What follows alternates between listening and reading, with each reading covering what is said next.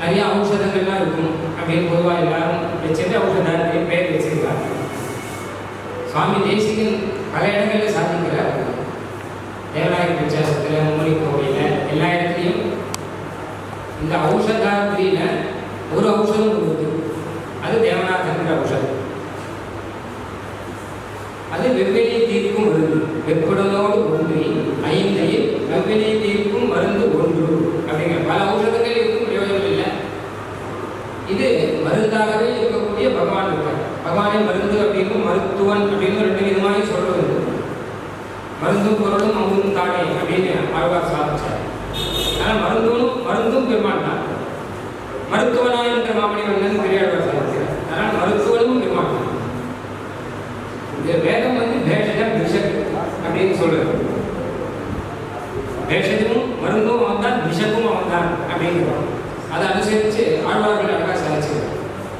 சுவாமி தேசிகன் சொல்ற இந்த வெப்புடனோடு ஒன்றி இங்கே ஒரு மருந்து இருக்கு. இதனால தான் இதுக்கு ஔஷதத்தின் பெயர். ஏன்னா எத்தனையோ மலை இருக்கலாம், எத்தனையோ மலையில எத்தனையோ மருந்துகள் இருக்கலாம், பல மலைகள் இருந்தது, அதில் பல மருந்துகள் இருக்கலாம். அது மலைன்னு சொன்னால் மருந்து செடி இல்லாமல் இருக்காது. ஆனால் இந்த மருந்து இருக்கா, அதான் கேட்கும். இது வெவ்வினை தீர் மருந்து ஒன்று. ஒன்றுதான் என்ன அர்த்தம்னா மாமேகம் அந்த ஏகம் இருக்கு. மாமேகம் சரணம் சொன்ன ஏகம் இது தவிர வேற கிடையாது. சுவாமி தேசிகன் என்ன சொல்ற, மாமேகம்ங்கிறதுக்கு அர்த்தம் சொல்லும்போது சர்வ தர்மான் படித்திருக்க மாமேகம் எல்லாத்தையும் விட்டுடும். நான் ஒருத்தர் இருக்குன்னா சர்வ பாபே பியா மோட்சேஷம். இந்த பக்கம் பார்த்தா சர்வ இருக்கு, அந்த பக்கம் பார்த்தா சர்வ இருக்கு. சர்வ பாபத்துக்கும் சேர்த்து ஒரு மருந்து, எல்லா வியாதிக்கும் மொத்தமாக சேர்த்து ஒரே மருந்து அப்படின்னு சொன்னான். நீங்க சொல்லுவாங்க இல்லையா, மொத்தத்துக்கு சேர்த்து ஒரு மருந்து அப்படின்னு அதையும் வந்து கொடுக்குறாங்க. அந்த மாதிரி சர்வ பாபத்துக்கும் சேர்த்து ஒரு மருந்து, சர்வ தர்மத்தையும் விட்டவர்களுக்கு ஒரு மருந்து, எந்த உபாயமும் செய்ய முடியாமல் விட்டவர்களுக்கு ஒரு மருந்து. இந்த ஏகங்கிறது முன்னாடி இருக்கிற அந்த சர்வங்களுக்கும் பின்னாடி இருக்கக்கூடிய அந்த சர்வங்களுக்கும் பிரதி சம்பந்தியாச்சு. அப்படிப்பட்ட ஒரு மருந்து மொத்தத்துக்கு பதில் சொல்லக்கூடியது. இத்தனை நாள் பண்ண பாவங்கள், இனிமே பண்ண போற பாவங்கள் எல்லாத்துக்கும் பதில் சொல்லக்கூடிய ஒரு மருந்து அப்படிங்கிறது. அதாவது வெவ்வினத்துக்கு மருந்து ஒன்று. அந்த மாதிரி அந்த மருந்து தான் பவத பாயானம். சம்சாரத்திலிருந்து எல்லாரையும் காப்பாற்ற வேண்டும் அப்படின்னு ஸ்லோகத்தோடு கூட விரோத பரிகாரம் அப்படின்னு கிரந்தம் சாதிக்கிறார். ரெண்டு அற்புதமான கிரந்தம். சுவாமி சாதிச்ச உபகார சங்கிரகங்கிற கிரந்தம் போயிட்டு அது ரொம்ப ரசமான கிரந்தம். பெருமாள் அவருக்கு என்னென்ன உபகாரங்கள்லாம் பண்ணியிருக்காரு, இது வரைக்கும் என்ன பண்ணியிருக்காரு, இப்போ என்ன பண்ணுறாரு, இனிமே என்ன பண்ண போகிறார், இது எல்லாத்தையும் சுவாமி சொன்னார். இதெல்லாம் பெருமாள் கிட்டே விண்ணப்பம் பண்ணணும். நாம் நீர் இதெல்லாம் பண்ணியிருக்கீரே அப்படின்னு பெருமாள் கிட்ட உபகாரமாக சமர்ப்பிக்கணுமா. இது வரைக்கும் என்னென்ன பண்ணாரோ அதெல்லாம் உபகாரம், இனிமேல் என்னென்ன பண்ண போகிறாரோ அதெல்லாம் பிரார்த்தனை அப்படியாக பெருமாள் கிட்ட சமர்ப்பிக்கணும். அதே மாதிரியாக விரோதம் சொல்லும் ஆச்சரியமான கிரந்தம். இதில் ஏதாவது விரோதம் தோணிக்கிற நம்ம சம்பிரதாய அர்த்தத்தில் என்னென்ன விரோத சங்கைகள் வருமோ அதுக்கெல்லாம் பரிகாரம் இருக்குது. கிட்டத்தட்ட 100 விரோதம் சாதிச்சிருக்கேன். 100 விரோதம் சாதிச்சு அதுக்கு பரிகாரமும் சாதிச்சிருக்கேன். நம்மளாம் மகா புத்திசாலிங்க. இந்த விரோதமே தேசியம் சொன்ன அதுக்கு அங்கே முடியாது.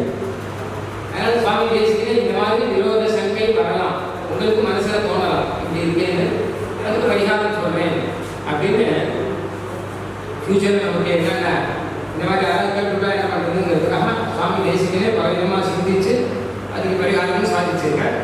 அது ஒரு 2 விஷயம் அப்படின்னு சொல்லணும். முதல்ல விஷயம் சேஷத்துவத்தை பற்றி.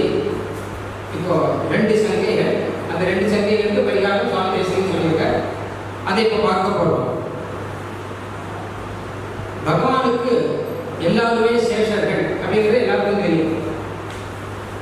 சேத்தனா சேத்தன வஸ்துக்கள் மொத்தமுமே எம்பெருமானுக்கு சேஷமான வஸ்துக்கள். சேஷம்னா என்ன அப்படின்னா எம்பெருமானுக்காகவே ஆன வஸ்துக்கள் என்ன அர்த்தம்.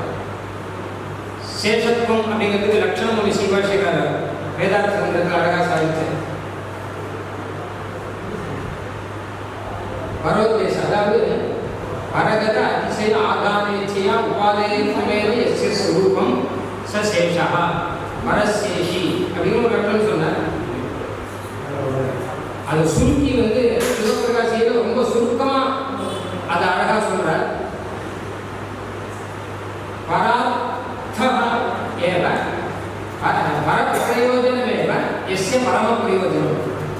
இன்னொருத்தருக்கு ஏதாவது பிரயோஜனங்கிறதே நாம பரம பிரயோஜனம் வச்சுட்டோம்னு வச்சுக்கோங்க. அப்போ அவர் சேஷி, அவருக்காக தான் நான் மொத்தமும் பண்றேன் அப்படின்னா அப்போ அவர் சேஷி, நான் அவருக்கு சேஷன் அப்படின்னு. ஒரு ஆஃபீஸ்லேயே இருக்கட்டும், அந்த ஆஃபீஸ் அதிகாரி இல்லை அந்த ஆஃபீஸுக்கு சொந்தக்காரன், அவனுக்காக தான் இவன் மொத்தத்துமே பண்ணுறான். இந்த வேலை பண்ணுறது எல்லாமே இது மொத்தம் அவனுக்கு தான்னா அப்போ அவன் சேஷி இவனுக்கு. இவன் அவனுடைய வேலைக்காரன் மாதிரி சேஷனாக இருக்கான். அதே மாதிரி லோகத்தில் பல இடங்களில் பார்க்கிறோம். பரப்பிரயோஜனம் இன்னொருத்தருடைய பிரயோஜனம் தான் இவனுக்கு பரம பிரயோஜனம். அதாவது சுருக்கமாக சொல்லணும்னா, நான் யாருக்காக செய்கிறேன், நான் எனக்காக செய்கிறேன்னா இல்லை வேற ஒருத்தருக்காகவே செய்கிறேன், வேற ஒருத்தருக்காகவே நான் செய்கிறேன்னா அப்போ அவர் சேஷி, நான் வந்து அவருக்கு சேஷன். அதுதான் தாசன் அப்படின்னு நம்ம சொல்கிறோம். தாசன் இதில் வந்து எம்பெருமானுக்கு எல்லாமே சேஷம். எல்லா வஸ்துக்களும் சேதன வஸ்துவாக இருந்தாலும் அசேஷன வஸ்துவாக இருந்தாலும் எல்லாமே பெருமாளுக்காக தான், பெருமாளின் பொறுப்பு தான். உபாதனே சத்தா ஸ்திதி நியமனாதீகி சிதசிதி ஸ்வமுத்திஷ்ய ஸ்ரீமான் இது வததி வாக் ஔபனிஷதி. உபனிஷத்து சொல்றதா இருக்குது. எம்பெருமான் எல்லாத்தையுமே தனக்காக தான் வச்சிருக்கான். சிருஷ்டி பண்றது அப்படின்னா தன்னுடைய லீலா ரசத்துக்காக, மோட்சம் கொடுக்கிறது அப்படின்னா அதுவும் தன்னுடைய ஒரு ரசத்துக்காக. நம்முடைய பிரயோஜனங்கிறது அவாந்தர பிரயோஜனம், உள்ளுக்குள்ள கிடைக்கிறது தவிர பரம பிரயோஜனங்கிறது எம்பெருமானுக்கு தான். பாஞ்சாலிகா சுக விபூஷண போகதாயி சம்ராஜிவ ஆத்மசமயா சக மோதசேத்வம். ஒரு கிளியை வளர்க்கிறவன் அந்த கிளிக்கு பழம் கொடுத்து, அந்த கிளிக்கு பால் கொடுத்து, அந்த கிளிக்கு பட்டு ஆடையை கொடுத்து, அந்த கிளிக்கு சின்னதாக ஒரு ஆபரணம் பண்ணி, அது காலில் ஒரு சலங்கை போட்டு, கழுத்தில் ஒரு செயின் போட்டு சந்தோஷப்பட்டால் ஒரு ராஜகுமாரன் கொடுத்தார். இப்போ அந்த கிளிக்கு பழம் உண்டு, பால் உண்டு, அதுக்கு ஆபரணம் உண்டு, எல்லாம் உண்டு. ஆனால் பரம பிரயோஜனம் யாருன்னா ராஜாகுமார். ராஜா தான் அந்த கிளியை வந்து இப்படிலாம் கொடுத்து பார்த்து அவனுடைய லீலாரசம். அது அந்த மாதிரி பகவான் வந்து சிருஷ்டி பண்ணுவதோ நாம தான் கிளி, நமக்கு போகிய வஸ்துக்கள் எல்லாம் கொஞ்சம் எல்லாம் அனுபவிச்சு சிருஷ்டி என்பதே போகிய வஸ்துக்கள் வேறு கிடையாது. அது சிருஷ்டியை பற்றி பகவத் ராமாயணம் சொல்லும்போது போகிய போகோபகரண போகஸ்தான இதே இதுக்கு சாதிச்சு சிருஷ்டினா நீ இதை அனுபவிச்சு அதே திங்கள் அங்கே இருக்குன்னு சொல்றாங்க. அதனால அதை அனுபவிச்சு அங்கங்கே இருக்கணும். இதுதான் சிருஷ்டியை. இந்த சேத்திர வஸ்துவும் முன்னாடி உண்டு, அச்சேத்திர வஸ்துவும் முன்னாடி உண்டு. ஆனால் அனுபவம் கிடையாது. சிருஷ்டிக்கும் போது அதுக்கு அனுபவிக்க முடியாத ஒரு சக்தி உண்டு. அப்போ அந்த மாதிரி இருக்கும்போது பகவான் என்ன பண்றாருன்னு கேட்டாங்கன்னா, லீலாரசத்தினாலே சில போகிய வஸ்துக்களை எல்லாம் கொடுத்து ஜீவன்களுக்கெல்லாம் சிருஷ்டியை கொடுத்து நீ இதெல்லாம் அனுபவிச்சு இப்படி இப்படி இரு அப்படின்னு சொல்றான். அதனால பகவான் தான் வந்து சர்வசேஷி, எல்லா வஸ்துக்கும் சேஷி, எல்லாத்துக்கும் சொந்தக்காரன் தான். நாம் எல்லாமே சேஷம், வஸ்துக்கள் எல்லாமே சேஷம். இது சாஸ்திரத்தில் இருக்கிற விஷயம். இந்த விஷயத்துக்கு இப்போ பிரச்சனை இல்லை. இப்போ சுவாமி சங்கை பண்ணுறது அடுத்த விஷயத்துல பாகவத சேஷத்துவம்னு ஒன்று. பாகவதர்களுக்கு எல்லாருமே சேஷர்கள் அப்படின்னு இது எப்படின்னு ஒரு கேள்வி வரும். ஏன்னு கேட்டால் பகவானுக்கு நாம் எல்லாம் சேஷர்கள் அப்படிங்கிறது நாம் ஒத்துண்டாலும் ஒத்துக்காட்டாலும் பகவானுக்கு சேஷர்கள், அது ஒரு சந்தேகமே கிடையாது. இது சுவாபாவிகமான சேஷத்துவம், இது உண்டாக்கியது இல்லை. இது சுவாமி சாதிக்கிற விலையின்றி நாம் அடியோம் என்று வேதிகர் மெய்ப்பொருளே. ஒரு விலைக்காக நாம் அடியவர்கள் இல்லை. துளையன் விலையென்ற துளாயுடியான் உடம்பாய் விலையின்றி நாம் அடியோம். நம்ம ஆபீஸ்கரை ஒருத்தருக்கு வேலை பார்க்கணும், அவருக்கு சேரமாக இருக்கணும்னா சம்பளத்துக்காக இருக்கும். இது அந்த மாதிரி கிடையாது, ஒரு விலைக்காக இருக்கிறது இல்லை. இது சுவாபாவிகமாகவே நம்ம ஒத்துண்டாலும் ஒத்துக்காட்டாலுமே விதி நிர்மித வேத நிலையம் அப்படிங்கிற ஆளவங்க இது சித்தம். எம்பெருமானுக்காக நாம எம்பெருமானே இல்லை அப்படின்னு சொல்றவன் கூட அப்படி சொல்லி வாழ்க்கை நடத்துறாங்க. அது மூலம் பகவானுக்கு லீலாரசத்தை உண்டாக்குறாங்க. அதுவும் பெருமானுக்கு ஒரு லீலை. நாம எப்படி லீலாரசத்தை உண்டாக்குறோம், அதுவே அவங்க ஒரு லீலாரசத்தை உண்டாக்கின்றாங்க. பெருமானுக்கு எல்லாமே வேடிக்கையாது.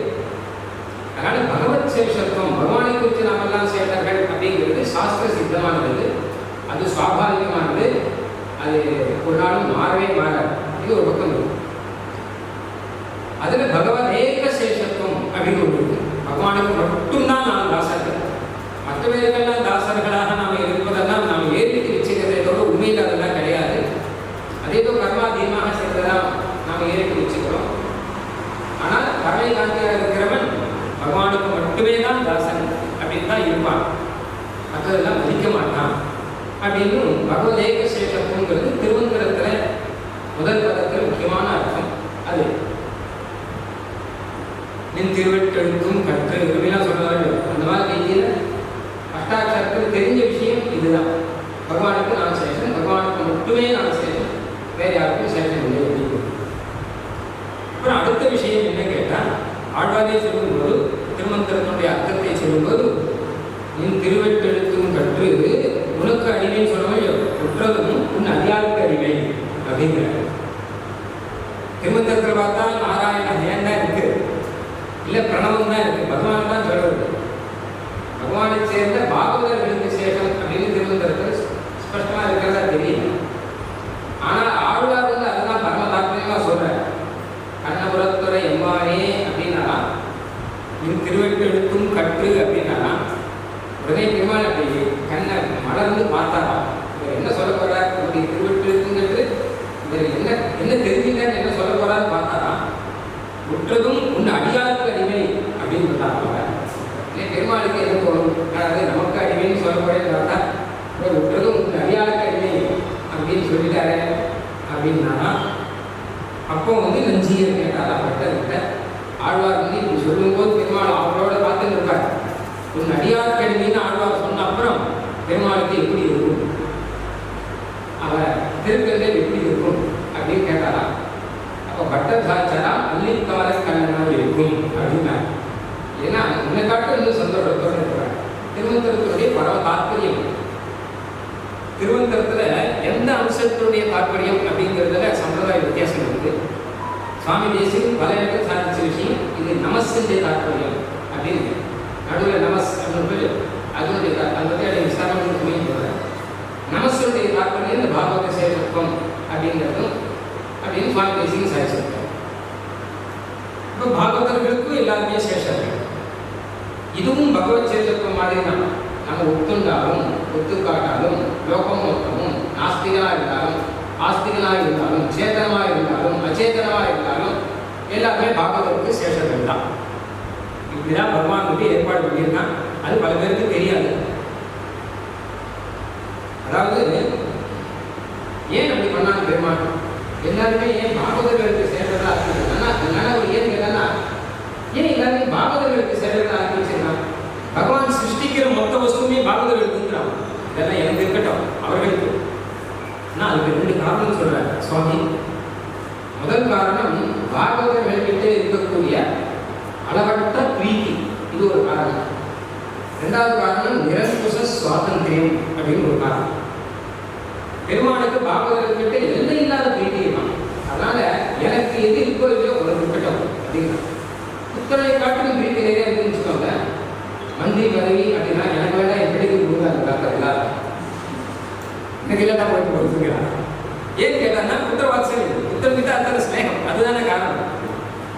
புத்திரோகி ஹிருதயம், புத்தர்காலே ஹிருதயம் ஒன்று. அந்த மாதிரி பெருமாள் என்ன பண்றாருன்னா, நமக்கு தானே லோகமெல்லாம் சேஷம் அப்படின்னா கூட எனக்கு இருக்கட்டும்.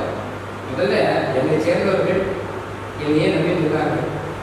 எல்லாத்தையும் எல்லா போகத்தையும் விட்டுட்டு பகவான் இருந்தா போகணும்னு சொல்லுவார் பாருங்க, அவருக்கு எல்லாம் இருக்கட்டும் அப்படின்னு அவர்கிட்ட எல்லாத்தையும் சேர்த்து விட்டுடலாம். பெருமாள் இவனுக்கு சேரமாக எல்லாம் இருக்கட்டும் அப்படின்னு. அதனால பகவானுடைய திருவிழப்படி அப்படி யாரும் அதனால்தான் அளவற்ற பிரீத்தி. பெருமாள் பல இடத்துல பிரயோகி ஞானோத்தியர்த்தம் அகம் சச்சமம் பிரியா அப்படின்னு சொல்லிக்கிறது. இந்த ஞானிக்கு நான் ரொம்ப பிரியமானவன், எனக்கு அவன் ரொம்ப பிரியமானவன் அப்படிங்கிற.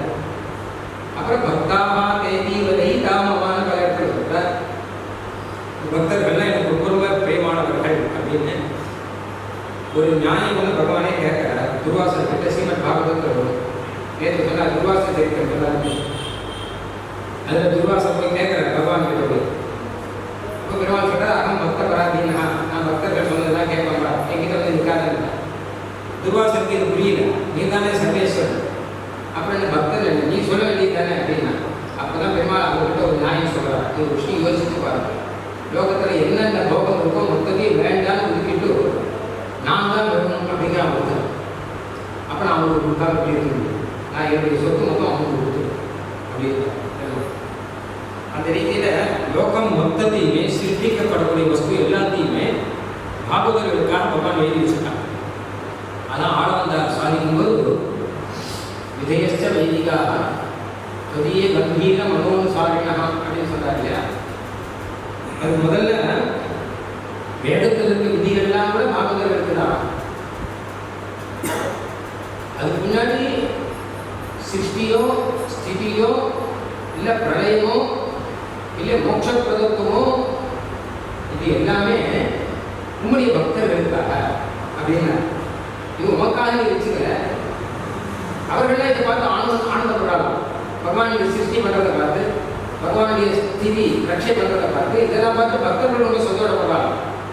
பரம ஆனந்தம் பெருமாளுக்கு என்ன ஆனந்தமோ அதுக்கு மேல ஒரு ஆனந்தம் இவர்களுக்கு. அப்பதான் பரிபூர்ண பிரம்ம அனுபவ ஆனந்தம் அப்படிங்கிறது வரும். பகவானுக்கு இருக்கிற ஆனந்தம் இவர்களுக்கு மொத்தமே உண்டு. அப்போ உம்முடைய பக்தர்களுக்காக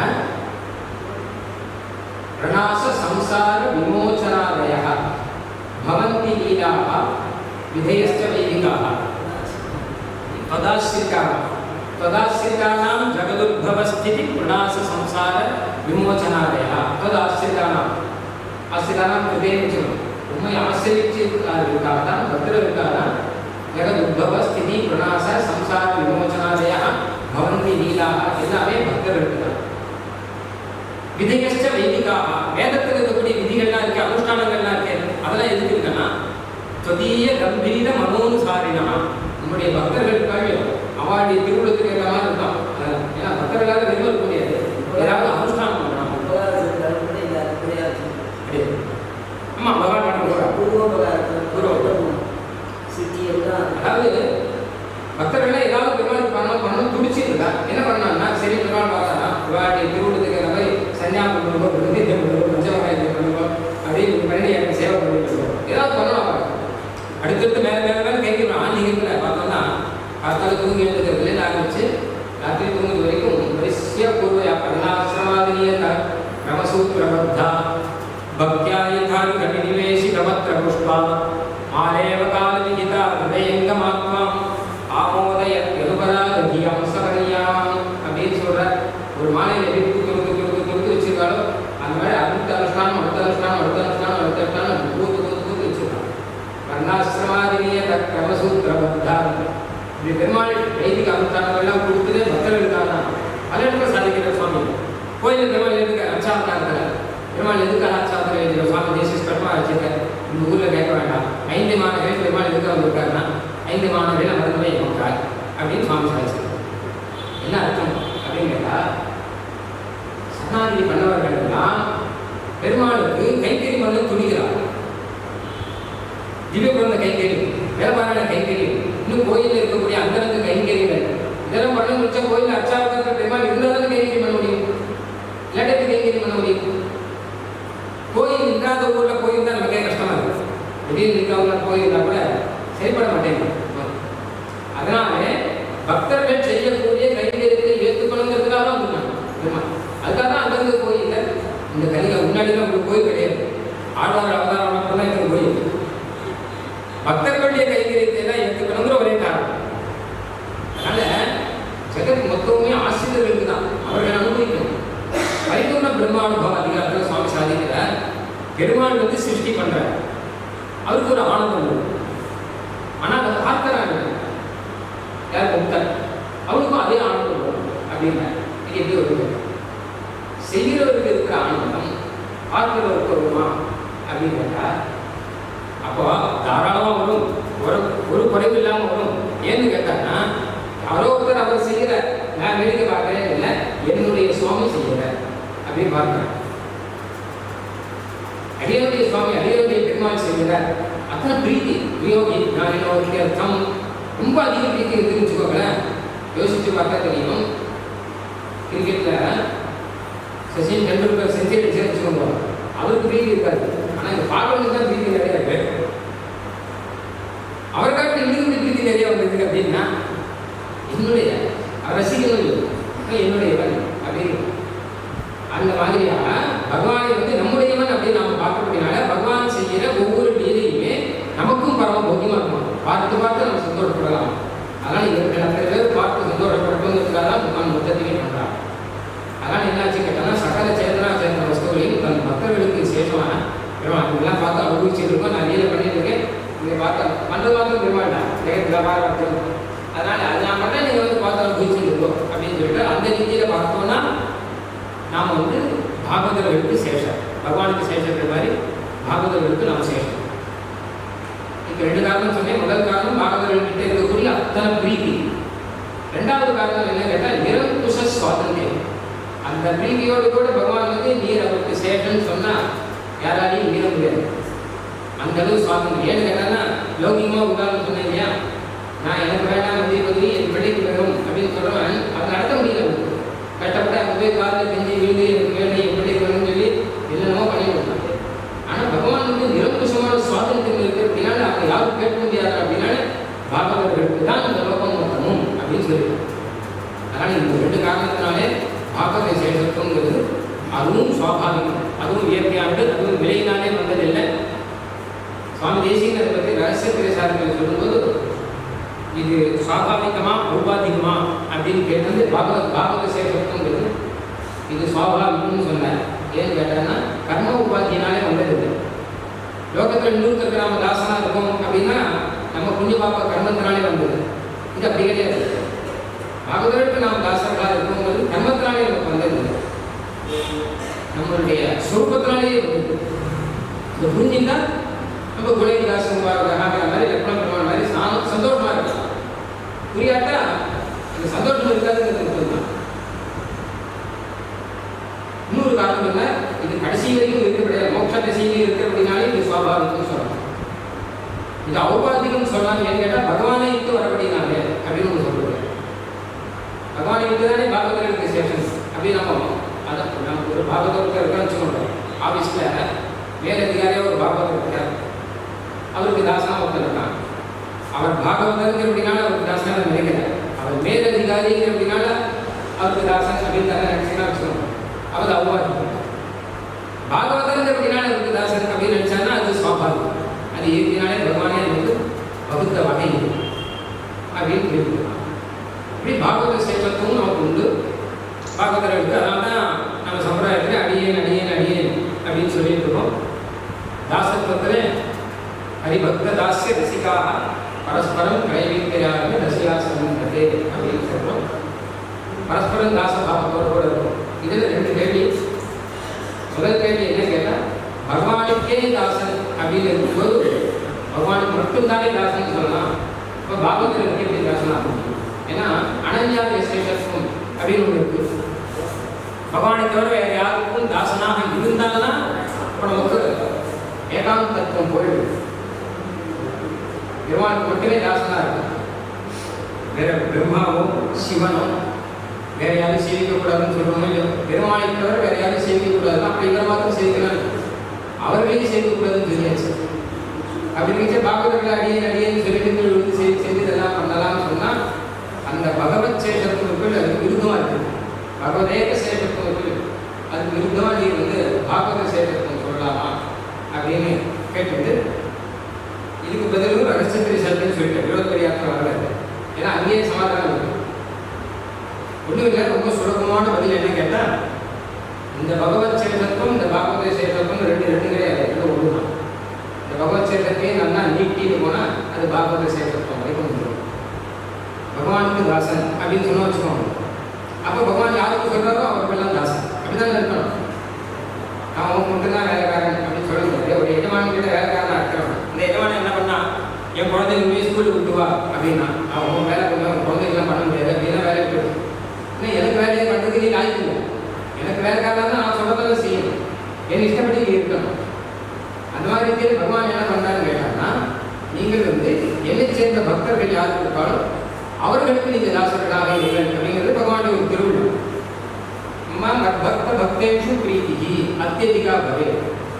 எனக்கு என் பக்தர்கள்கிட்ட பிரீத்தி அதிகம், என் பக்தர்கள்கிட்ட இன்னும் ரொம்ப பிரீத்தி அதிகம் அப்படின்னு பகவானே சொல்லியிருக்க அப்படின்னால அத்தியதிகா பவே அப்படின்னு சொல்லிட்டு அப்படின்னால பிரீத்தி ஒன்று இருக்கு, அதிக பிரீத்தி ஒன்று இருக்கு, அத்தியதிக பிரீத்தியும் ஒன்று இருக்கு. அதனால பகவானுடைய திருவிழா பகவானுக்கு தாசனுங்கிறது அப்படின்னால தானே பாகவதம் இருக்கு. அதனால பகவானுக்கு தாசனுங்கிறது பகவானோட நிறுத்திக்கணும்னு வச்சுக்கோங்க, அது ஒரு குறையாயிடும். பூர்த்தியா நல்ல தாசபாவம் நிலையாயிடும். அதனால பாகவத சேஷத்துவம் வரைக்கும் அது கொண்டு போகணும் அப்படின்னு சொல்லி சுவாமி தேசிகனும் சகல விநியோகத்தே சிதச்சிதம் அப்படிங்கிற பகவான் தானே விநியோகம் பண்ற இந்த மாதிரி. அதனால அவரே பகவானே பாகவதற்கு தாசர்களா நீங்க இதுவும் சொன்ன அப்படின்னால பகவானுடைய அபிப்பிராயம் தானே செய்யறோம் இப்போவுமே. அதனால ஒரு தோஷமும் இல்லை அப்படின்னு சொல்லிட்டோம். அதனால பகவத் சேஷத்துவம் தான் பாகவத சேஷத்துவம். பாகவத சேஷத்துவம் இல்லாமல் பகவத் சேஷத்துவம்னா அவரே அதுன்னு அர்த்தம். பகவான் மாத்திரம் தான் கேட்பேன் பாகவதரோட சொல்ல போவேன் அப்படின்னா அப்படி பகவத் பக்தி பூர்த்தியா இருக்கவனுக்கு அப்படின்னு அர்த்தம். அதனால அது வரைக்கும் வரும்போது தான் அது பூர்த்தியாகுது என்பதாக அர்த்தம்.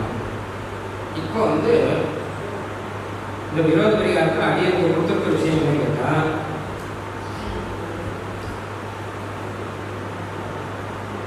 பாகவத சேஷத்துவம் சொன்னா இதரேதர ஆசிரிய தோஷம் வாராதோ அப்படின்னு கேட்கிறார். இவருக்கு அவர் தாசன், அவருக்கு இவர் தாசன், அது எப்படி இருக்க முடியும்? லோகத்தில் நாம பார்த்து ஒருத்தர் சுவாமியா இருக்க, அவருக்கு தாசனாக இன்னொருத்தர் இருக்கார். ஆனால் இவர் அடியேங்கிறார், அவரும் அடியேங்கிறார். இவர் கேள்விக்கு சேர்க்கிறார், அவரும் கேள்விக்கு சேர்க்கிறார். இப்படி பரஸ்பரம் சரி செய்திருக்கார், பரஸ்பரம் அடியேன்னு சொல்லிட்டு இருக்கார். இது வெளியில் இருப்பாடு பார்த்தோன்னா வேடிக்கையாக இருக்கும். சின்ன குழந்தைகள்லாம் எங்கேயாவது 2 பேர் சிரிச்சா அவருக்கு சிரிக்கும். மொத்தம் பெரியவர் செஞ்சு அவரும் செஞ்சா குழந்தைகள் சிரிக்கிறது. என்னவா 2 பேரும் சிரிச்சிருக்கு, 2 பேரும் யார் செய்ய போடுறது. அதனால் தெரிஞ்சுக்கலாம் ஆசிரியம். அதாவது என்ன கேட்டாங்கன்னா, சாஸ்திர ரீதியில் சொல்லணும் சேஷத்துவம்னா என்ன அப்படின்னு முதல்ல சேஷத்துவம்னா என்ன கேட்டாங்கன்னா, பரப்பிரயோஜனமேவ எஸ்ய பரம பிரயோஜனம் சக சேஷா. இன்னொருத்தருடைய பிரயோஜனமே இவன் பரம பிரயோஜனம் நினைச்சிருக்காங்க, இவன் சேஷன் அர்த்தம். அப்ப இவர் என்ன பண்றார், அவரை பார்த்து அடியே அப்படின்னு சொன்னா அவருடைய பிரயோஜனம் தான் எனக்கு உத்தேசியம்.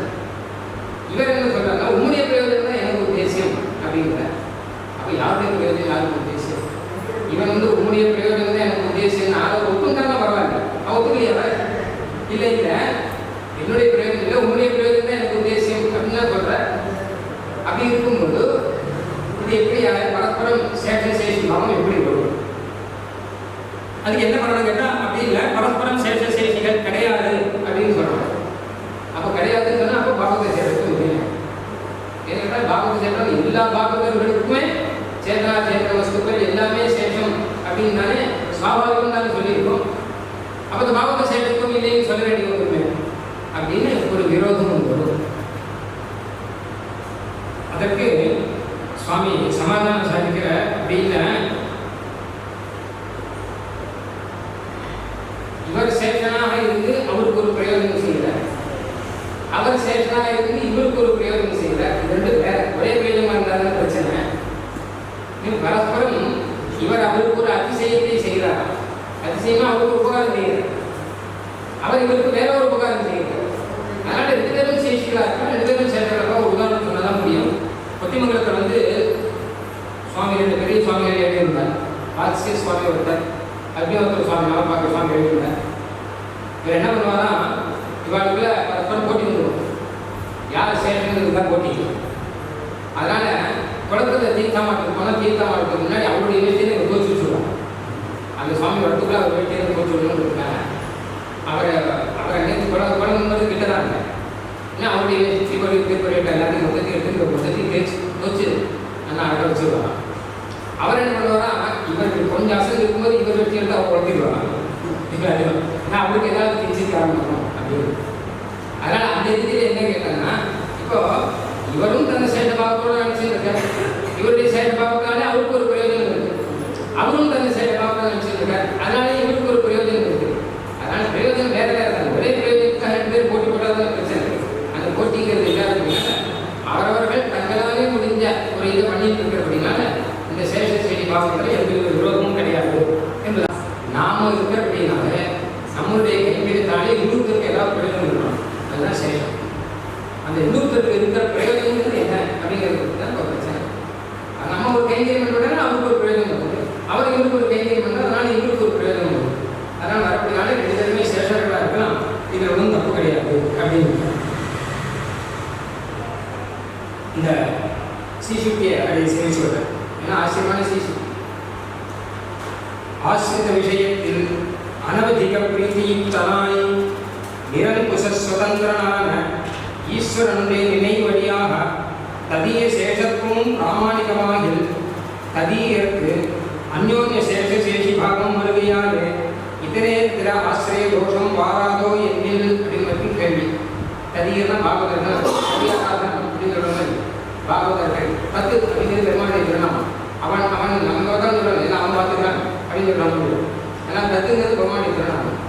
ஆனால் ததியன்னா பகவானை சேர்ந்தவர்கள் பாகவதர்கள். ஆனால் பாகவதர்களுக்கு எல்லாருக்கும் நீ பாகவதர்கள் எல்லாரும் பாகவதர்கள் எல்லாருக்கும் சேர்ந்தார்கள். இப்போ எத்தனை பாகவதர்கள் இருக்கார்கள், இத்தனை பாகவதர்கள் ஒருத்தர் சேர்ந்தார்கள் அப்படின்னு நினைக்கிறேன். அப்போ யாருக்கு யார் சேர்ந்தாலும் எல்லாருக்கும் எல்லாரும் சேர்ந்தார்கள் அப்படின்னு நான் முகபேதத்தாலே இருவரும் அதிசய ஆதாயகராகையாலே இருவரும் அதிசய கேதுவால் வேஷத்தாலே சேஷபூதராய் அதிசய ஆசிரிய வேஷத்தாலே சேஷிகளாக விரோதமில்லை அப்படின்ட்டார். இவ்வர்த்தத்தை போதையந்த பரஸ்பரம் மச்சித்தா மத்திய பிராணாக போதையந்த பரஸ்பரம் அப்படிங்கிற பாகவதர்கள் மேலே என்ன பண்ணணும் கேட்டால் ஒருத்தருக்கு உபகாரம் பண்ணிட்டே இருக்கணும். அதான் பாகவதர்கள் முன்னூற்று பண்ணக்கூடிய உபகாரங்கிறது அதுதானே. கேட்டால் உத்தரவிற்கு செய்வாரேங்கிற ஆழ்வார் ஏதாவது பண்ணணுமோ பார்வனுக்கு சேரையளித்த பரஞ்சொடரை விளைந்தாடி நீர்மல்கு கண்ணீராகி நெஞ்சம் குழைந்து நெய்யாவே ஊன்மல்கி மூடு வருவார் உத்தவர்களுக்கு செய்வாரே. ஒரு பாகவதன் இன்னொரு பாகவதனுக்கு பண்ணக்கூடிய உபகாரம் என்னன்னு கேட்டால் அவனை அழவைக்கணும். அதுன்னு ஆழ்வார் சொல்றான். அழவைக்கணும்னா அவசாரப்படுத்தி அழவைக்கணும் இல்லை, பகவத் குணங்களை சொல்லி அழவைக்கணும்.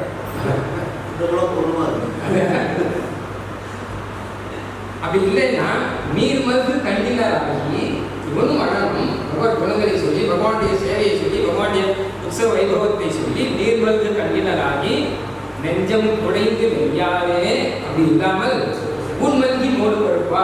ஆனால் சாப்பிட்டு சரீரம் மாத்திரம் பெருந்திருந்தா என்ன பிரயோஜனம்? உத்தவர்களுக்கு என்ன செய்வாரு? பகவானுக்கு தான் என்ன பண்ண முடியும், இல்லை பாகவதற்கு தான் என்ன பண்ண, பாகவத சேஷத்துவம் இது என்ன பிரயோஜனம்? பிரயோஜனம் இல்லையே.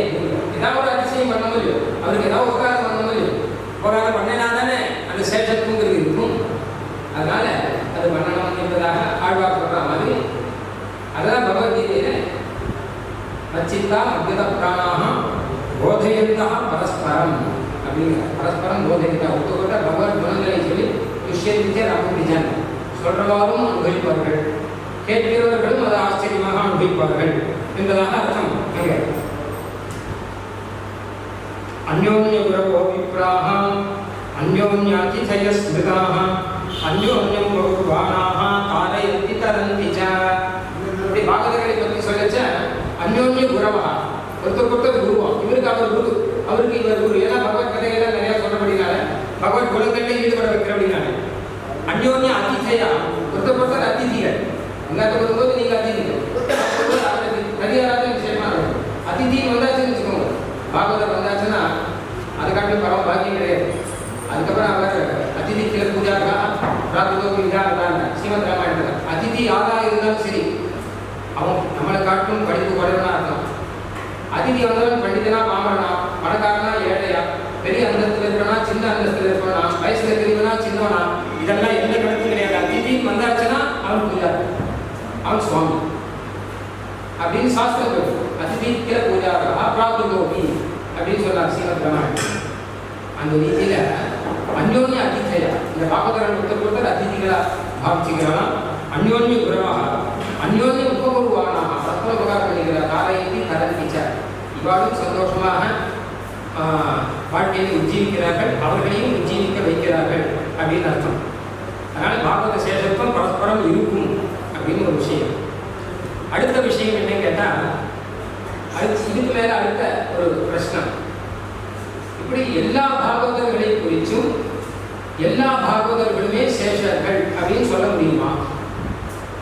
அப்படி சொன்னால் ஆச்சாரியன் சிஷ்யனுக்கு சேஷன் ஆயிடாதா அப்படின்னு அழைக்கிறது.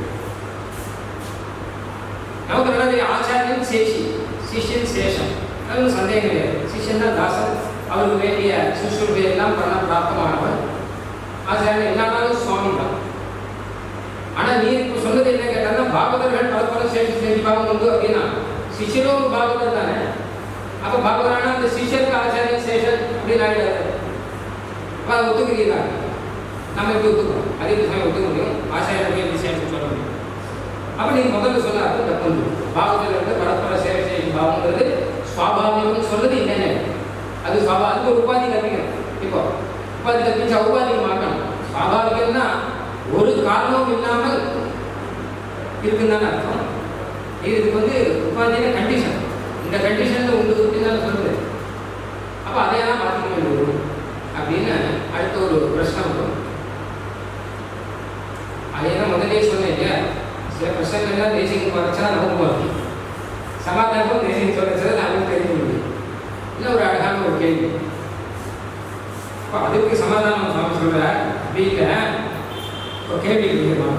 ஆனாலும் சிஷ்யாதிகளும் ததீயராகையாலே ஆச்சாரியாதிகளுக்கு அவர்களை பற்ற சேஷத்துவம் வருகை விருத்தம் அன்றோ அப்படின்னு கேள்வி. எண்ணில் இருக்கும் விரோத விரியானத்தில் உருவாக்கி இருக்கு. எல்லாத்தையும் தான் வரும். எண்ணில் வரும், எண்ணில் வருகை இருக்கு கேள்வி. இனிமே சமாதானம். இந்த மாதிரி 100 விரோதம் அது பரிகாரம் சாதிச்சிருக்காங்க. இதெல்லாம் ரொம்ப ரசமான விஷயம். அவசியம் தெரிஞ்சது சிலதெல்லாம் சதஸ்க்கு சொல்றதுக்காக. ஆனால் இந்த விரோத பரிகாரம் உபகார சங்கரம்லாம் இருக்கு, இதெல்லாம் சதஸ்க்கு சொல்றதுக்கு நாம் அனுபவிச்சுட்டே இருக்கலாம். நம்ம வாழ்க்கையிலே நமக்கு தேவையா இருக்கும். அப்போ சுவாமி சொல்றார் அப்படின்னா இதில் விரோதம் இல்லை அப்படின்னு எங்கனே எண்ணில் ஒரு உதாரணம் சொல்லியிருக்கார். உதாரணம் முதல்ல படுத்துள்ளார். திருத்துறாய்க்கு நீர் இறைக்கும் ஸ்ரீவைஷ்ணவர்களைப் போலே ஆச்சாரியர்களும் அப்படின்னு ஆரம்பிக்கிறார். ஆச்சாரியனுக்கு கூட சிஷியனை குறித்து சேஷத்துவம் உண்டு அப்படின்னு சாதிக்கிறார். ஆனால் அது ஜாக்கிரதையாக சொன்னால் சேஷத்துவம்னா உடனே அவர் தாசம் தாசராக இருப்பார் அப்படி அர்த்தம் இல்லை. மறுபடியும் பழைய இதுக்கு வரணும். சேஷத்துவம்னா என்ன லட்சணத்தை எழுதணும். பாஷைக்காரர் சாதிச்ச லட்சணத்தை எழுதணும். சுருக்கமான லட்சணம் முதலே சொல்லுங்கள். சுருக்கமான லட்சணம் கேட்டால் பரப்பிரயோஜனமேவோ பரம பிரயோஜனம். இன்னொருத்தருக்கு பிரயோஜனம் வருதுன்னா தன்னுடைய பரம பிரயோஜனமாக நினைச்சிட்டு இருக்கிறவர் சேஷன். ஆச்சாரியன் என்ன பண்ணுறாங்க கேட்டாங்கன்னா சிஷ்யன் க்ஷேமமாக இருக்கணுங்கிறதே தன்னுடைய பரம பிரயோஜனம். இதுக்கு எத்தனை கஷ்டப்பட்டு இவருக்கு காலக்ஷேபங்கள் எல்லாம் சொல்லி இத்தனை கஷ்டப்பட்டு இவங்க திருத்தத்துக்கு என்னென்ன வழி உண்டோ உபாயங்களோ அதெல்லாம் பார்த்து பார்த்து இவங்க திருத்தி அவன் க்ஷேமம் உண்மையே தன்னுடைய பரம லட்சியமாக வச்சிருக்கிறபடினால இது ஆச்சாரியன் அந்த அம்சத்தில் சிஷ்யனுக்கு உபகாரம் பண்ண வேண்டும்.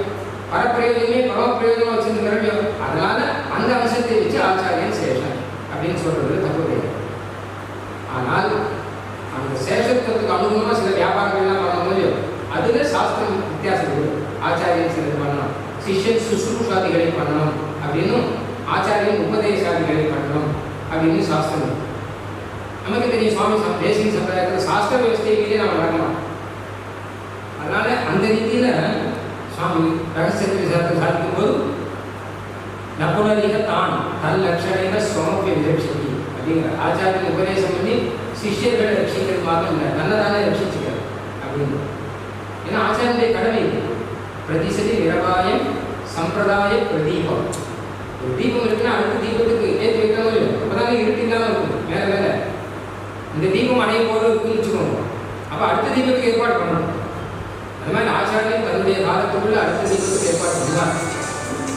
அதனால் சம்பிரதாய பிரதீபம் இருக்கு. அதனால நமக்கு சம்பிரதாயம் நல்லா நடக்கும், அந்த காலம் இல்லாமல் இருக்கும் அப்படிங்கிறபடினால ஆச்சாரியன் சிஷ்யனுடைய ஹிதமே படம் உத்தேசமாக செய்யறதுனால அந்த அம்சத்தை சிஷ்யனை குறித்து சேஷன் சொல்றது தப்பு கிடையாது. இந்த சேஷத்தை லட்சணம் வைப்போம். அதனால அது உதாரணம் தான் சாதிச்சிருக்க. திருத்துறாய்க்கு நீரைக்கும் சீவைஷ்ணவர்களை போலே அப்படின்னு. திருத்துறாய் ரொம்ப விசேஷமான திரவியம், ரொம்ப நல்லா தெரியும்.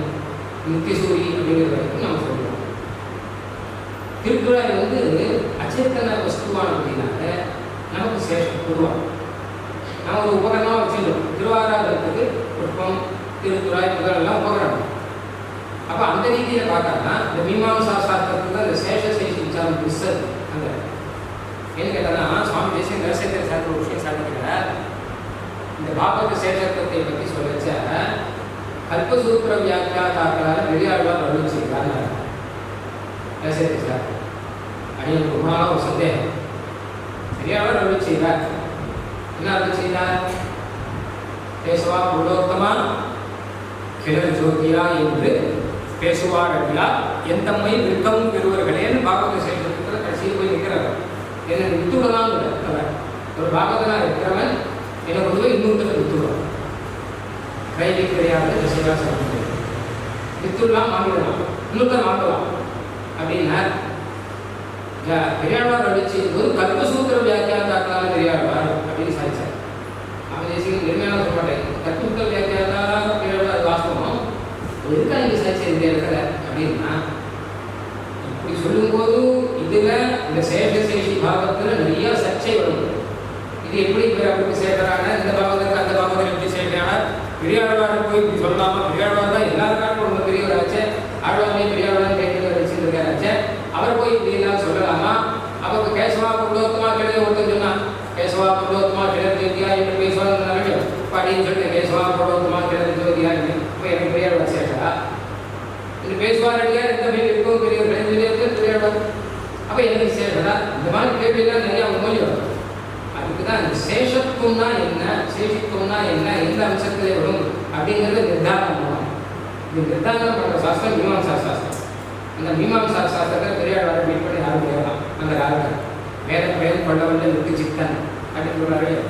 வேத பயன் கொள்ளவல்ல விட்டு வேதத்தில் யாருக்காவது ஏதாவது சந்தேகம் வந்தான்னா அவர்கிட்ட தான் கேட்பாங்க. அந்த காலத்தில் வேதத்தினுடைய பரம தாற்பயம் என்ன, கர்மபாகத்தில் இருக்கும் பிரம்மபாகத்தில் இருக்கும் பரம தாற்பயம் என்ன கேட்டால் பெரியாழ்வார் தான் கதி ஒரு காலத்தில் அப்படி எழுந்தொழி இருந்தவர். அதனால இந்த சேஷ சேஷித்துவத்தை நன்றாக நிரூபணம் பண்ணக்கூடிய ஒரு மகா நிரூபணம் பண்ணக்கூடிய மகா வித்வான் சொல்லக்கூடாது. எது கேட்டால் மகா நிரூபகர். ஏன்னா அப்படிப்பட்ட கிரந்தம் சாய்ச்சிருக்கேன், கல்பசூத்திர வியாக்கியானம் சாய்ச்சிருக்கேன். அப்படிப்பட்ட பெரியாழ்வார் சொன்ன நான் பாகவதற்கு சேஷன் அப்படின்னு சொன்னார்னா அந்த சேஷத்தை பற்றியெல்லாம் நல்லா ஆலோசனை பண்ணி தான் அவர் சாதிச்சிருக்கார். அப்படி பார்த்தோம்னா அதான் சுவாமி தேசிகன் சாதிக்கிறார். எப்படி சேஷத்துவம்னா இன்னொருத்தருக்கு உபகாரம் தானே, அவருக்கு உபகாரம் தான். சுவப்பிரகாசிக்கையில் இந்த சேஷத்தை பற்றி புஸ்தகமும் சாதிக்கும். அதை ஜிக்ஞாசாதிகாரத்தில் பாஷ்யகார சாதிச்ச சேஷத்துவ லட்சணம் அப்படின்னு ஆரம்பித்து அதில் நிறைய பூர்வபக்ஷங்கள் சித்தாந்தங்கள் இதெல்லாம் பண்ணுறாங்க. அதில் வந்து பரகத அதிசய ஆதானேச்சையா உபாதேயத்துமே எஸ்ய ஸ்வரூபம் சசேஷா பரசேஷி அப்படின்னு பாஷ்யகார சாதிச்சாங்க. இந்த என்ன சாதிச்சிருக்க பாஷ்யகார கேட்டாங்க இச்சையான பதம் உண்டு. இச்சையான ஒரு எஜமானுக்கு சேஷனாக இருக்கான்னு வச்சுக்கோங்க. அந்த வேலைக்காரன் என்ன வச்சுக்கிறாங்க, தனக்காக அவர் வேலை செய்கிறானா இல்லை எஜமானுக்காக வேலை செய்யறான். தனக்கு சம்பளம் கிடைக்குதுன்னு வேலை செய்யறான், எஜமானுக்காக நம்ம வேலை செய்யறான் இல்லையே. அப்படி இருந்துச்சு இவர் போய் எப்படி சேஷன் சொல்ல முடியும்?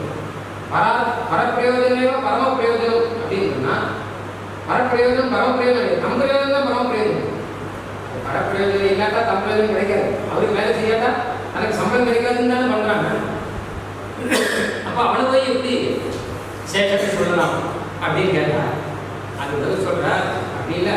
அந்த வேலைக்காரனும் சரியா புரிஞ்சுங்க, அந்த எஜமானனும் சரியா புரிஞ்சுங்க, மூணாவது ஒருத்தர் இருக்காரு அவரை கேட்டு பாருங்க, அவர் தான் சரியா புரிஞ்சுக்கிறார் அப்படின்னா. ஏன்னா இவங்க ஏன் வேலை செய்யறாங்க அவருக்கு தெரியுமா? இது என்ன ஆச்சு ஒரு அடிக்கடி பார்ப்போம். அது வந்து மருமகன் ஒருத்தர் இருக்கான். அவன் உத்தியோகத்துக்கு போனான்னா அது பொதுவாக கருத்து காத்தால் 8 மணிக்கு தெரியும். இந்த காலத்துலாம் போகிற டைம் தான் தெரியும், வர டைம் அவனுக்கு தெரியாது. அவன் இப்போ ஒரு ராத்திரி 10 மணி ஆகும் 9 மணி. அப்போ காப்பனா வந்து பார்க்க கேட்டேன், ஏன்டா இப்போ மாடு மாதிரி ஒழிச்சிருக்கேன், இப்போ ஒழிச்சு நீ என்ன பண்ண போகிறேன்? ஏன்னா சாயங்காலம் வந்தால் ஒரு சந்தியா கட்ட சந்தியா வந்து ஒரு சாஸ்திரம் வந்து பெருமாள் செய்ச்சு இல்லை எல்லாம் பண்ணிட்டு இருந்தான். இல்லை உத்தியோகத்துக்கு போக சாயங்காலம் 5 மணிக்கு திரும்பி வருவான். அதுக்கு சந்தியானம் பண்ணுவான், சாஸ்திரம் வந்து இப்படிலாம் நம்ம பார்த்துருக்கோம். முன்னாடிலாம் ஒரு 20 வருஷம் முன்னாடியே இப்படிலாம் இருந்துருக்கு. மொத்தம் மாதிரி போச்சு. சந்தியாவில் எப்போ கொண்டாடி தெரியாது, சாஸ்திரம் சொல்கிறதுக்கு சமையலே கிடையாது, இல்லை எப்போ போனே கிடையாது. இப்போ மொத்தம் பிடிச்ச ஒரு ஆயிருக்கு. அது அவர் வந்து மனசில் ரொம்ப கேட்டத்தோட போட்டு கேட்டாங்க, எல்லாம் இப்படி மாட்டு போச்சு என்ன பண்ணுறாங்க? அவன் சொன்ன தாத்தா 1 இல்லை 2 இல்லை 1.5 லட்சம் ரூபா கொடுக்குறான். 1.5 லட்சம் ரூபா கொடுக்குறான். வெறும் சாதாரணமாக 30-40 பேர் இருக்கும். நல்லா முடியல, இது காலத்தினுடைய கட்டாயம் அப்படின்னா. அன்றைக்கி ஒரு சொன்னேன், ஏன்னா பொதுவாக 1.5 லட்சம் ரூபாய் உனக்கு கொடுக்குறாங்கன்னா 1 வச்சு நம்ம ரூபா சம்பாதிப்போம். 1 வச்சு 3 லட்சம் ரூபாய்க்கு தானே உனக்கு 1.5 லட்சம் ரூபாய் கொடுக்குறான். அப்படி மாடா இல்லையா? மாடா மனுஷன் மாடு தானே, மாட்டுக்கு முன்னாடி காமிச்சிட்டு மாட்டை வேலை வாங்கிக்கலாம் தான் உங்களை வேலை வாங்கிக்கலாம். இது கூட தெரியாமல் இருக்கீங்க. அதுதான் சுதப்பிரகாசி சொல்ற, இவன் தப்பையோ தான் நடிச்சிட்டு இருக்கானே தவிர உண்மையில அவனுக்கு தான் பிரயோஜனம். வேலை பண்றவங்க எனக்கு பிரயோஜனம் நினைச்சிருக்கேன். நான் என் சம்பளத்துக்காக, உண்மையில இவனுடைய சம்பளத்துக்காக இவன் வேலை பண்ணல. அவன் இவனை மாறு வேலை வாங்கிட்டு இருக்கான். இது 3வது மனுஷனை கேட்டா தெரியும் அப்படின்னா சொல்லிட்டு வரும்போது சொல்ற பரம கிருபையோடு உள்ள ஆச்சாரியர்கள் செய்யக்கூடிய வியாபாரத்தை பார்க்கும்போது நல்லா அப்படிங்கிற பரம கிருபையோட ஆச்சாரியர்கள் கொள்ளும்போது இன்னொருத்தருடைய பிரயோஜனமே பரம பிரயோஜனமாக இருந்துச்சு. கஷ்டப்படுவோம் மறுபடியும் அறிவுறேன். நாவல் பாக்கத்தில் அடியனுக்கு காலக்ஷேபம் சாதிக்கும் போது சுவாமிக்கு திருநட்சத்திரம் 88 நல்லா சிவாஷி காலக்ஷேபம் ஆகிடுது. காத்தால் 8 மணிக்கு ஆரம்பிச்சேன்னா 10-11 மணி வரைக்கும் சிவாஷி காலக்ஷேபம்.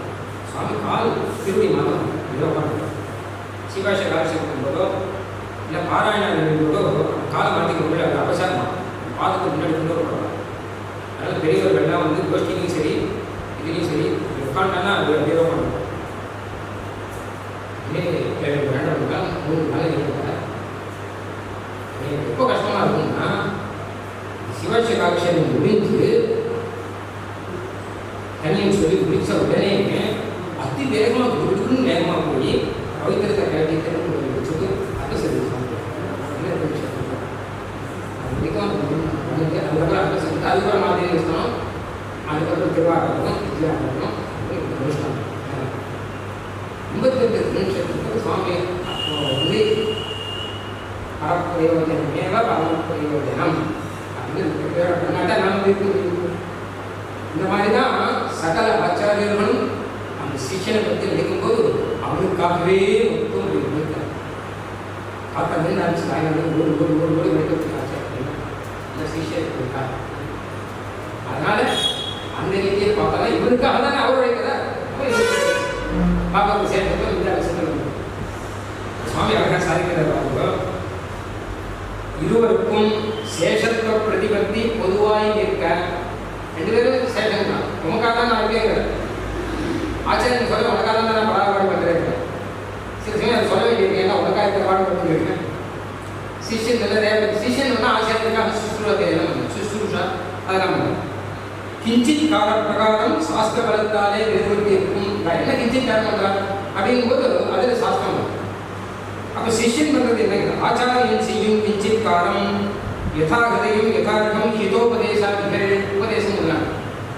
சிஷ்யன் செய்யும் கிஞ்சித் காரம் சொன்ன அர்த்தத்தை சிந்தாமல் கொண்டு கிருத்தஜனாய் நல்வழி நடந்து சக்தி வஞ்சனம் பண்ணாது உச்சிதமான சுஷ்ரூஷாதிகளை பண்ணுகை. சக்தி வஞ்சனம் பண்ணாமல் முடிஞ்ச சுஷ்ரூஷை பண்ணணும். உங்களுக்கு என்ன பண்ண முடியுமோ அதை பண்ணணும். ஒரு சிந்தாமல் பொன்மணியை சேர்ந்து நாடாக சொன்ன ரீதியில் ஆச்சாரியன் சொன்னதை அப்படியே சிந்தாமல் அப்படியே சேர்த்து எடுத்து வச்சுக்கணும். ஆச்சாரியன் சொன்னபடி நடக்கணும். இது தவிர ஆச்சாரியன் பண்ணுறதுக்கு ஒன்றும் கிடையாது. போற்றி கொடுப்பதும் சொல்ல கிடையாது. போற்றி ஒவ்வொருவரும் குந்தியில் கொடுப்பதும் பொங்கு புகழ் சாட்சி வளர்ப்பதும் சற்றல்லவோ முன்னம் பெற்றதற்கு. அதனால் அந்த மாதிரியான உபகாரம். இப்படி சேஷத்துவமும் உண்டு. அதே சமயம் சாஸ்திர விவஸ்தையும் கொஞ்சம் மாறாமல் இருக்குது. இது எல்லாமே பகவதாத்மா சித்தம். பகவானுடைய விவஸ்தை தானே மொத்தம் நடக்குது. பகவான் தானே எல்லாரையும் சேஷமாக ஆக்கி வச்சிருக்கான். ஆக பகவானை இந்த மாதிரியான ஒரு விவஸ்தையில் ஆச்சாரிய சிஷ்யர்களை சேஷமாக்கி வச்சிருக்கான். அவரை அந்த மாதிரி ஒரு விவஸ்தையிலே பாகவதர்களை பரஸ்பரம் சேஷமாக்கி வச்சிருக்கான். அப்புறம் பாகவதர்களுக்கு ஜெகத் மொத்தத்தையுமே சேஷமாக்கி வச்சு நீங்கள்லாம் இந்த நீலாரசத்தை பாருங்கள் அப்படின்னு பராசரப்பட்டர் கோயிலில் போய் பெருமாள் செய்திச்சார்னா கோயிலில் இருக்கக்கூடிய சிற்பங்கள் எல்லாம் ஆச்சரியமாக பார்க்கலாம். அந்த மேலே இருக்கக்கூடிய மண்டபங்கள் எல்லாம் பார்க்கலாம். இல்லை எல்லாம் பெருமாளுடைய விபூதி. எத்தனை ஆச்சரியமாக இருக்குது, எத்தனை ஆச்சரியமாக இருக்குது. நீங்கள் அதே வழியில் பார்த்துருக்கோம். பெருமாளுடைய விபூதி சரஸ்வ சூனா மண்டபம் அங்கே இருக்க மாதிரி இங்கேயும் மொத்தம் இருக்குது. எதை பார்த்தாலும் சரி, எந்த சிருஷ்டியை பார்த்தாலும் சரி, ஒரு சிலந்தியை பார்த்தோம்னா நமக்கு ஆச்சரியமாக இருக்கும். எம்பெருமாளுடைய சிருஷ்டியை ஒரு அழகாக சிறந்து அதை கட்டி அது கொடுத்து உட்காந்து கொடுக்குது. திடீர்னு பார்த்தா ஆகாசத்தில் போகுது. நம்ம கண்ணுக்கு தெரியல, எங்கே வந்து தெரியல. ஆகாசம் ஒரு நூல் கொடுத்துருது. அந்த நூலை வந்து இந்த இடத்துக்கு வந்து அந்த நூல் இழுத்துருது.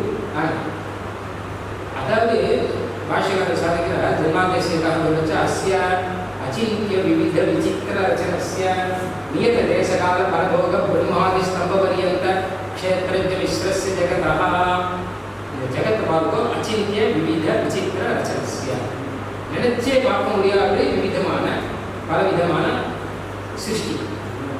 எத்தனை விதமான ஜீவராசிகள், எத்தனை ஜீவராசிகள் இல்லை, எத்தனை விதமான ஜீவராசிகள் அப்படிங்கிறத பார்க்கும்போது போன வருஷம் மாத்திரம் கிட்டத்தட்ட 285 ஸ்பீசிஸ் புதுசாக இருந்துச்சு. இந்த மாதிரி ஒரு பொண்ணு வச்சிருக்கோம். ஆனால் அந்த மாதிரி இதில் பார்த்தோம்னா ஆச்சரியமான ஒரு சிருஷ்டி. இந்த சிருஷ்டியை நாம் இப்போ கொஞ்சம் தான் அனுபவிக்க முடியும். ஆனால் புத்தர்கள் ஆகிட்டோம்னா சர்வஜ்ஞான ஆனதுனால பகவானுடைய சிருஷ்டியை பார்த்து பார்த்து பார்த்து பார்த்து அனுபவிக்கிறேன், ஆனந்திக்கிறேன். பகவானுடைய ரட்சியை பார்த்து பார்த்து பார்த்து அனுபவிக்கிறேன். அப்படி மொத்தத்தை நம்ம பார்த்து சந்தோஷமாக அனுபவிக்கிச்ச பகவான் என்ன சொல்கிறான், உனக்காக தான் எல்லாம் பண்ணுறேன் பாரு, உனக்காக தான் எல்லாம் பண்ணுறேன் பாரு அப்படின்னு நமக்கு காமிக்கிறானா. அப்போ நமக்கு விசேஷமான நாம் அனுபவிப்பதற்காக இல்லை காமானி காமரூபி அந்த சஞ்சன்னு நம்ம பாட்டுக்கு அங்கே இஷ்டமாக செஞ்சு திரிஞ்சு லோகம் மட்டும் திரியலாம் நம்ம இஷ்டம் போல. ஏன்னா இஷ்டமான லோகம் தானே எல்லாமே. அப்படியே தெரிஞ்சு லோகத்தை எல்லாம் உபய விபூதியும் அனுபவிப்போம். உபய விபூதியோடு கூட குண விக்கிரகங்களோடு கூட இருக்கக்கூடிய பெருமான் தான் பிராப்தியம். நமக்கு வெறும் பகவான் பிராப்தியம் இல்லை. அதனால வெறும் சீரியங்க லோகம் மாத்திரம் இல்லை, சீரியங்க லோகம் தேச விசேஷம்னு சொல்லி.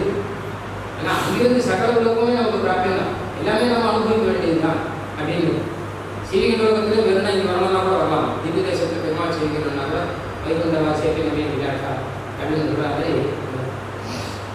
மரட்டும் அச்சிக்கின்னு அங்கப்பணி செய்வது தோணது பற்றி பாசுரத்தில் எல்லாரும் நித்திய சூரியெல்லாம் இங்கே வந்துட்டாங்க. அப்போது ஆழ்வார் வந்து ஆனந்தபுரம் பூமி நின்றே அப்படின்னு சொல்கிறாரு. அப்போ ஆழ்வார்கிட்ட கேட்டாலும் இது இத்தனை நாள் சீரியங்களும் போகணும் அப்படின்னு சொல்லியிருந்தது, திடீர்னு திருவனந்தபுரம் போகணும் மாற்றிட்டீங்க அப்படின்னு கேட்டாங்க. அப்போ ஆழ்வார் சொன்னாலும் சீரியங்களுக்கு இருப்பாலே இதெல்லாம் வந்து நான் பார்த்து போனாங்க, அதனால நான் பண்ணிக்கு தான் வரோம் அப்படின்னு சாய்ச்சார். எனக்குன்னா திருநகரில் இருப்பவர்களுக்கும் பிராப்தியம் வருது, இது பிராப்தியமான இடம். அவளால் இதுதான் வந்து கைகரியம் பண்ணிட்டு எனக்கு அங்கே போயிட்டு இங்கே வந்து காட்டுவோம் சாட்சாத் எங்கேயே போயிருப்பேன் அப்படின்னு. அதனால் திவ்ய தேசம் திவ்ய தேசம் இது நமக்கு பரம பிராப்தியம். இங்கே ஏற்கனவே தானே ஐமானர்கள் வந்தால் எமக்காய் சொன்ன மாதிரி நமக்காக தான் பெருமாள், நம்ம எல்லாரும் வந்ததுமே இல்லை, நமக்காக தான் பெருமாள். அப்புறம் இங்கே திரும்பி இழுத்து விட்டுறேன். இனி போய் நம்ம போய் அங்கே செய்யறதுக்கு என்ன ஒன்றும் கிடையாது. இங்கே நமக்கு என்ன பாரு ஒன்றும் இல்லை, ஆனந்தமாக அனுபவிச்சுருக்கேன். சரியா சொல்ல 108 பேர் சொல்லுவான் செய்யணும்னு வச்சுக்கோங்க. இப்போ மெலசிவன் அப்படின்னு ஒரு பிரச்சாரம் நடந்துருக்கா. 108 திவ்ய இங்கே 106 திவ்ய தேசம் இருக்குது. இந்த 106 திவ்ய தேசமும் சேவிச்சாச்சுன்னா அவனுக்கு மோட்சம் கிடைக்குமா? அதான் 106 திவ்ய தேசம் செய்யணும் என்ன பண்ணுறான், 106 தேசம் ஒன்றுலாம் சேர்த்துக்கணும். 107 திருப்பார்க்கலாம், 108 சீவை கொடுக்கும். அது காமிக்கிறதுக்கு தான் ஞான வருஷம் 108 கொடுக்கலாம். இல்லை சீவோட இஷ்யூ பண்ணலாம் அப்படி வியாக்கியானம் சீக்கிரம் படிச்சிடலாம். 106 செமிஸ்டா சீக்கிரம் 108 படிச்சிடலாம்.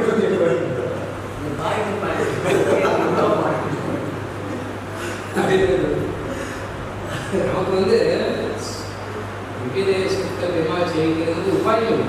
ஏன்னு கேட்டாங்கன்னா நமக்கு உபாயம் நாம் எதுவும் பண்ண போகிறதில்லை, நமக்கு பிராப்தியம் இங்கேயே இது ஒரு பிராப்தியமாக இருக்கும். இங்கே சரணாகி பண்ணுவாங்கன்னா இங்கேயே நம்ம எதுக்கு நம்ம வந்து உடனேயே மோட்சம் எல்லாம் கேட்க வேண்டாம். கேட்ட தேகாவசானேமா இந்த சரீர அவசானத்தில் மோட்சம் ஏன் இப்பவே வேணாமா அப்படின்னு கேட்கலாம். நம்மளோட நம்மளோட ஆளுகள் என்று நகை செய்கிறானே அப்படின்னு இருக்கிறார் இல்லையா. நம்மளை பார்த்து பெருமாள் சிரிக்கிறார், இன்னைக்கா நாளைக்கா அப்படின்னு கேட்கறாரு. இன்னொரு நாளைகள் நகை செய்கின்றானே இவ்வளோ நகைத்தை கட்டாம வச்சிருக்கான். இன்னைக்கு கேட்டால் நாளைக்கு வரணும் நகை செய்கிற சட்டம் கொடுக்க மாட்டான். அப்போ பெருமாள் இன்னுலகம் தருவானாய் கட்டாயம் கொடுக்கறதுக்கு தயாராக. ஆனால் ஆச்சாரியர்களையோ ஆழ்வார்களையோ யாராவது ஒருத்தர் கூட ஆத்ம பிரவೃತ್ತಿ பண்ணி எனக்கு இப்பவே மோட்சம் வேணும் அப்படின்னு கேட்கல. ஏன் கேட்கல அப்படின்னா இங்கே என்ன பண்ணுங்க, நான் இங்கே கைங்கி பண்ணிருக்கேன், இங்கே நித்திகமாக சொல்ல பண்ணிருக்கேன், இங்கே பாகவத கோச்சியில் இருக்கேன், இங்கே வந்து பெருமாள் நான் செய்தி செய்திருக்கேன், நான் இதுக்கு செய்தி கொண்டு போகணும். அது விதி பலவத்தாலே எனக்கு எப்போ சரீரம் போகும்போது அது வரும்போது வரணும். இல்லையா அங்கே போயிட்டு தான் இதே எடுக்கணும் இல்லையா. அப்போ இந்த அளவு அது இருக்குமா கேட்குறேன் இல்லையா. இந்த போகமானது அங்கே இருக்குமா, என் புகழில் வைகுண்டம் சிந்தையும் மற்றெந்தோ நீ அவருக்கு வைகுண்டம் என்கிறவனும் வான் அப்படிங்கிற பெருமாள் கிட்ட போய் நீங்களும் வைகுண்டம் ஒன்று கொடுக்க போறீங்க, அது இங்கே இருக்கிற மாதிரி இருக்குமாங்க அப்படின்னு ஒரு கேள்வி. நீ புகழில் வைகுண்டம், இப்போ உன்னுடைய கீர்த்தியை பாடிட்டு இருக்கேன் நான், இந்த மாதிரி அந்த வைகுண்டம் இருக்குமா? எல்லாம் வேற ஏதாவது கொடுத்து ஏமாத்திட்டு போகுது அப்படிங்கிறது. அதனால இங்கே ஒன்றும் நமக்கு ஒன்றும் குறவில்லை அப்படிங்கிறது. அதனால பெருமாள் இந்த திவ்ய தேசங்கள் உட்பட, தன்னுடைய திருவேன் உட்பட, தன்னுடைய குணங்கள் உட்பட நமக்கு ஆரம்பிச்சு என் திருமணி நீங்கள் ஆரம்பிச்சு. அதே ரூபம் நச்ச ஆகாரா நான் ஆயுதானி நச்ச ஆஸ்பரம் ததாபி புருஷாகாரா பக்தானம். பெருமாளுக்கு ரூபம் தேவையில்லை, பெருமாள் தேவையில்லை, ஏன்னா சத்திய சங்கல்பம். பெருமாளுக்கு ஆயுதம் தேவையில்லை, ஏன்னா சத்திய சங்கல்பம். ஒன்றும் தேவையில்லை. ஆனால் ஒரு திருவே ஆயுதங்கள் எல்லாம் பெருமாள் எடுத்துக்கிறது நமக்காக, நமக்கு சேவை கொடுக்கணும் அப்படிங்கிறதுக்காக. அதனால் மொத்தமுமே பாவகர்களுக்கு சேர்க்கிறார் பகவான் அன்னைக்கு சேர்க்கிறார். அந்த ரீதியிலே பரஸ்பரம் பாவக சேர்க்கணுங்கிறது பரம பிராமணிகம். வெளியில் இருப்பாடு புரியாது ரசம் அனுபவிப்பாடுதான் இந்த விஷயங்களையும் பாவக சேர்க்கத்தும் பரம பிராமணிகம். அந்த மாதிரி ஆச்சாரியத்துக்கு யாராவது பாவக சேர்க்கணும் ஒன்றும் கேட்டாலும் அப்படியும் ஒன்றும் விரோதம் இல்லை என்பதாக விரோதம் அதிகாரத்தில் நாம் தேசிய ஆசிரியமாக சாதிக்கிறது. கவிதாக்கிய சிம்ஹாய கல்யாண பிரசாரே ஸ்ரீமதே வெங்கடேசாய வேதாந்த உதவே